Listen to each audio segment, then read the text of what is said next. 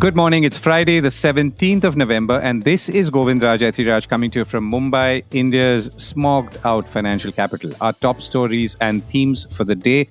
The Reserve Bank of India tightens rules for personal loans, credit cards as demand and risk rise. India's gross domestic product to grow on back of ebullient festive demand, says the Reserve Bank. Panda diplomacy is back. America and China are talking again. Domestic air traffic continues to grow for the month of October.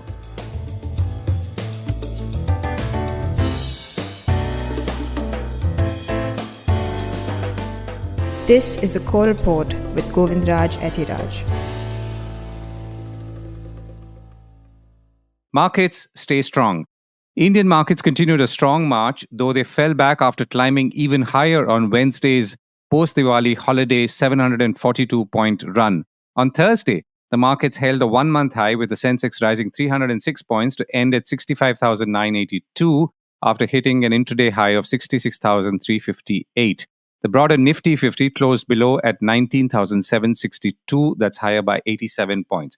Foreign portfolio investors are now net buyers in Indian markets once again, if that's a trend you track and believe is important. The Indian rupee closed lower on Thursday, weighed down by a recovery in United States Treasury yields, and the dollar, which clawed back some lost ground, supported by stronger than expected US retail sales data, according to wire reports. The rupee closed at 83 rupees 23 paise against the dollar, against its previous close, which was lower at 83 rupees 14 paise, which of course was a jump in contrast to the lifetime low of 83 rupees 42 paise on Friday. So the latest close is 83 rupees 23 paise. So the larger point is the rupee is still weak, but seesawing at these levels.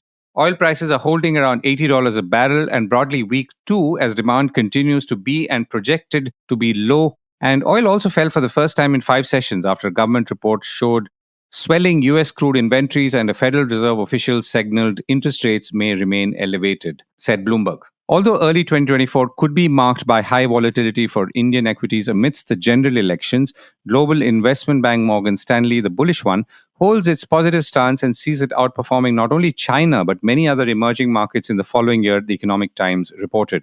India has delivered strong relative earnings, sustaining the strong market outperformance seen in 2022, while macro fundamentals have withstood tightening financial conditions in the United States. India is set to establish secular economic and earnings outperformance versus emerging markets, Morgan Stanley said in its 2024 Outlook report. Elsewhere, the Reserve Bank of India said in its November bulletin the global economy is showing signs of slowing down in the final quarter of 2023 as manufacturing languishes, even as the services sector activity appears to have reached the end of its post-pandemic expansion. Further, it said that going forward, tightening financial conditions is a significant risk to the global outlook, which means it is a risk to India as well. India's economic growth has also picked up, the central bank said, noting the momentum of change in gross domestic product is expected to be sequentially higher in October to December on the back of ebullient festival demand. Now, of course, that ebullient festival demand is there, but the numbers that we are seeing on consumer demand, particularly in consumer products, do not seem to reflect across the board strength. And it's not clear whether they will continue into the end of this year or the last quarter. Reserve Bank of India tightens rules for consumer lending.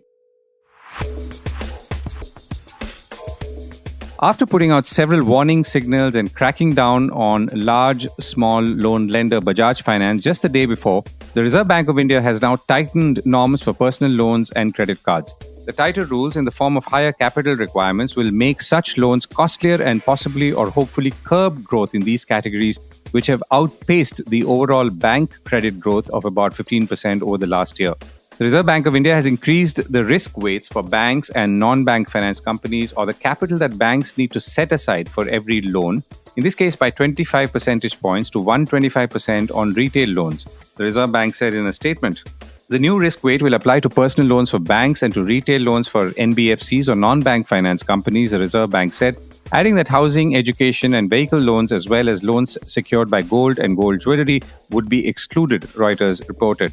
The central bank on Thursday also increased risk weights on credit card exposures by 25 percentage points to 150% and 125% for banks and NBFCs, as we pointed out in contrast. Now, high risk weightages usually have twin objectives, as I could see. One is, of course, to reduce the systemic risk. The other is to make it difficult for banks to lend and people to take small loans or loans, usually at lightning speed, thanks to the efficiency of fintech companies who digitally front banks and non-bank finance companies. In doing all of this, the Reserve Bank of India presumably is also addressing the social side of the problem. But credit card receivables of scheduled commercial banks, which attract a risk weight of 125%, like I mentioned, is now 150%. So clearly, credit cards are being placed in the highest risk category and goes back to the social side of the problem. Organizations like Bajaj Finance, two of whose lending products, including one called Insta EMI, were suspended by the Reserve Bank just the day before for now, are NBFCs. The Reserve Bank of India Governor Shaktikanta Das said last month that the central bank was closely monitoring some fast-growing personal loan categories for signs of nascent stress. Reuters had reported in a detailed account on October 19 that the Reserve Bank of India was particularly concerned with a surge in tiny personal loans of up to 10,000 rupees taken for 3 to 4 months. So the Reserve Bank has obviously a dilemma on its hands. On one hand, it is celebrating, like presumably other policymakers, high consumption levels, including driven by festivals, as we are seeing right now. And on the other hand, is forced to worry about how people are funding all of it. I reached out to Probir Roy, co-founder of B2B payments company Paymate and columnist on payment and financial issues, and began by asking him what he thought the Reserve Bank of India's move reflected. Well, one can only surmise as to why a macroprudential institute like the central bank would do something like this. My sense is that it's basically to protect a lot of first-time card users, which probably the card user base has increased post-COVID.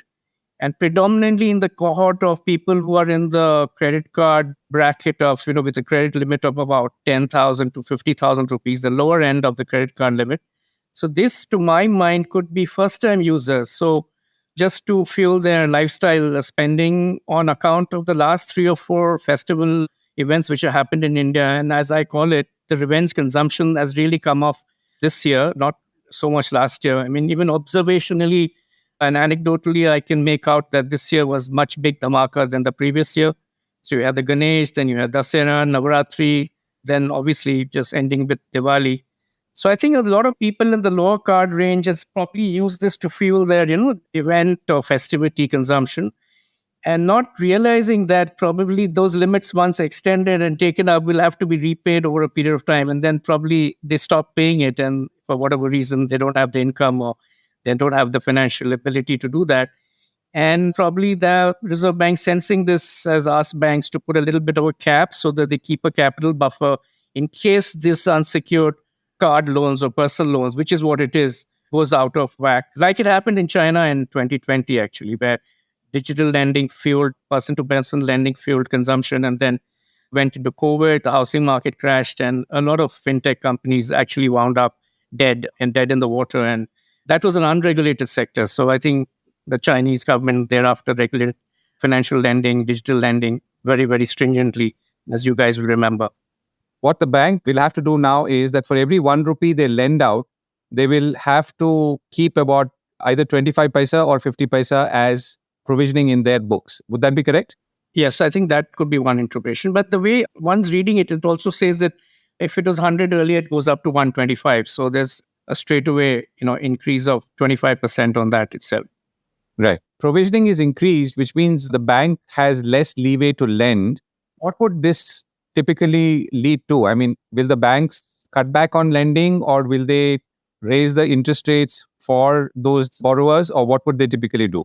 Well, I think it's just to signal to the banks that, listen, this unsecured lending is not a limitless bucket. And if banks have to provision more, that means that much amount of capital has to be kept for provisioning, and which can't be used to be leveraged for more financialization.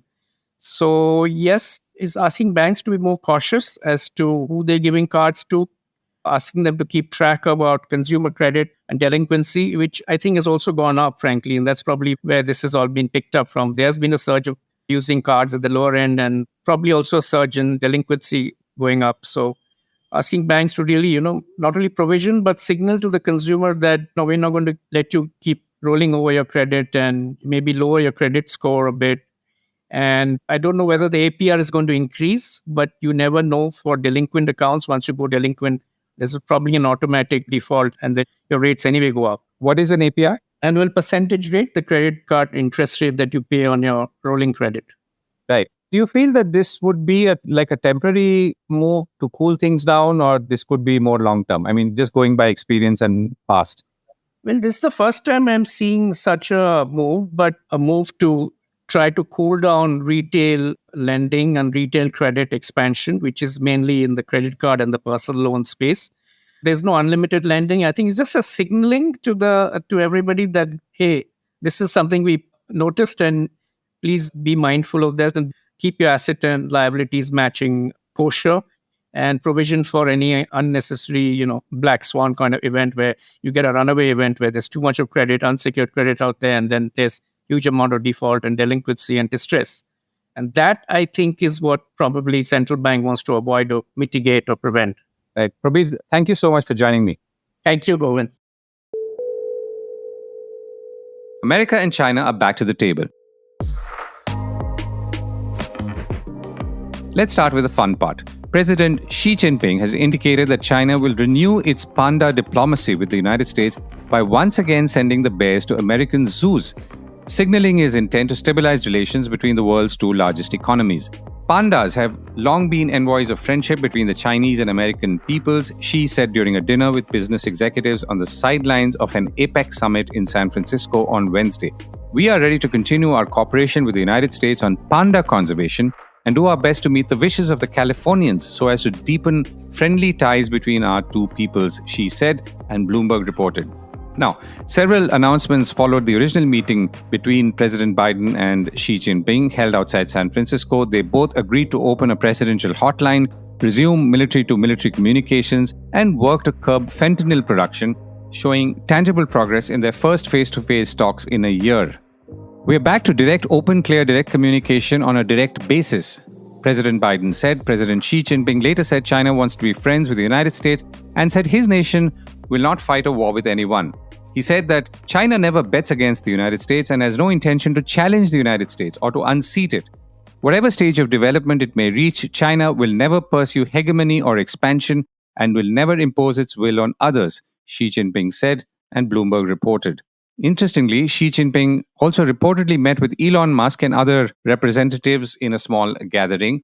Musk apparently expressed gratitude and applauded the fast growth of China's new energy vehicle sector, Tesla's Weibo post said, noting that this year marks the 10th anniversary of Tesla's entry into China, and its factory in Shanghai, built in 2019, has become a critical or a crucial production and export hub for Tesla. So now, what does this mean to India, or from India's perspective? Remember, some of India's objectives and targets, economic, are predicated on weaker US-China relations, including the moving of manufacturing capacity to India in the well-known China Plus One framework. I reached out to Indrani Bagchi, CEO of Ananta Aspen Centre and columnist on diplomatic matters with the Times of India, and began by asking her what, in her view, prompted this almost sudden meeting or rapprochement between President Biden and Xi Jinping. One, the tensions have been around for some time, particularly since Donald Trump. Biden, while he has been more, let's say, mellow in his statements, not off-the-wall rhetoric like Trump, but Biden has also kept almost all the tariffs that Trump had introduced and, in fact, added more. Tensions between the two sort of increased during the Russia-Ukraine war. But we are also looking at a slightly different global scenario today. I mean, there's not only a Russia-Ukraine war, which is running into something that is a forever war. It's a stalemate that doesn't show that any side is actually closer to victory today than they were even a month ago. Second, we have this absolutely bloody war that has broken out in the Middle East, which has the portents of a much larger regional conflict that would affect everybody's interests. And third, China's been even more aggressive on Taiwan. So, for that matter, has Biden. And we have Taiwanese elections coming up in January. So, the Biden administration has been signaling since the spy balloon incident back in March. If you remember, a Chinese spy balloon floated across mainland US. Since the spy balloon incident in March, the Biden administration has been signaling very openly to China that they want to restore high-level communications, which China had stopped, and they wanted to put back some of the broken down communications that had started. On his part, Xi Jinping is now presiding over a wobbly Chinese economy. He has actually two key allies in the middle of a war. One is Russia, two is Iran and Saudi Arabia. I mean, Xi Jinping prided himself on being able to broker a peace deal between Iran and Saudi Arabia. The entire Israel-Hamas war has put all of that in tatters. Third, because of the state of the Chinese economy, I think if you look at the latest World Bank figures, you will see that US imports from China has come down by at least 5%. Given the base, that's quite significant, particularly where China is concerned. China's entire idea is import dependency by its partners. So all things considered, it was felt in everybody's interests to draw back from the brink and restore some communication. Yeah, sitting here in India, many of our projections, particularly in the context of business and investment, are somewhat predicated on tensions between the US and China. I mean, the whole China plus one is an outcome of that, which perhaps started in 2016 with Trump's tariffs. And there's more to that as well. How do you see that panning out? I don't see the change in that. If you notice, none of the sanctions have gone, none of the tariffs have gone. The Biden administration's small yard and high sanctions policy remains. The China plus one policy remains.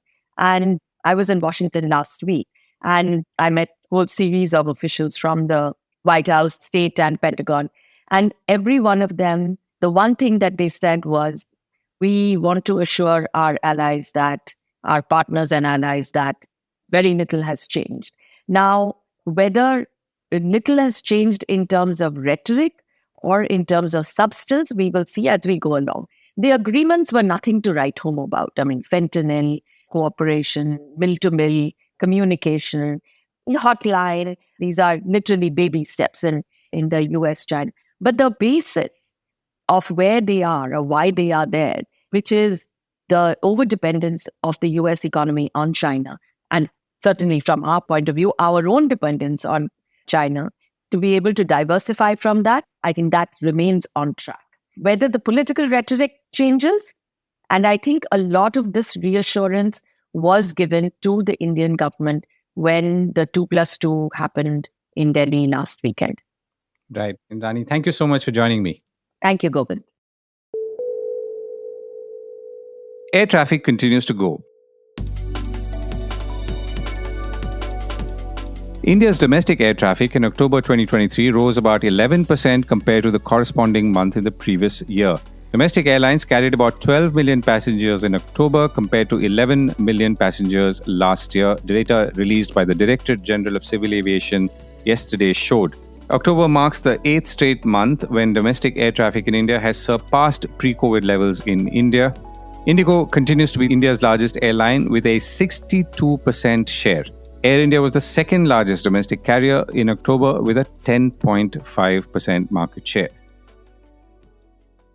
On that note, that's it from me. Thank you for listening in. Do look out for our special Core Report Weekend Edition, where I try and get into the nuts and bolts of India's export numbers with Dr. Ajay Sai, Director General of the Federation of Indian Export Organizations. See you next week.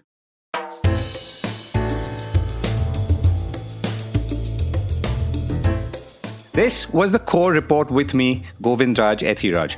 Do stay connected with more of our coverage at the Core. You can check out our website or sign up to our newsletter at www.thecore.in.